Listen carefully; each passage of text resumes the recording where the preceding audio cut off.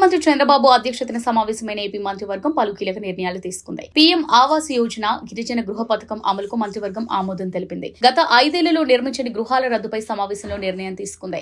సమీకృత పర్యాటక పాలసీ 2024 నుంచి 29, 24, 29 స్పోర్ట్స్ పాలసీలో మార్పులకు మంత్రివర్గం ఆమోదం తెలిపింది. అలాగే ఆయుర్వేద హోమియోపతి ప్రాక్టీషనర్ రిజిస్ట్రేషన్ చట్ట సవరణకు ఆమోదించారు.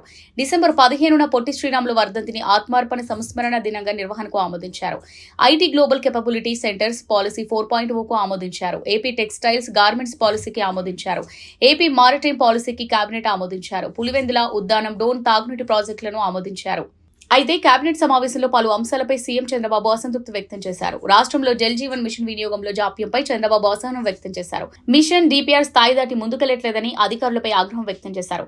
ప్రాజెక్టును రాష్ట్రం సద్వినియోగం చేసుకోవట్లేదని ఢిల్లీలోనూ ప్రచారం జరుగుతుందని ఈ సందర్భంగా డిప్యూటీ సీఎం పవన్ అన్నారు.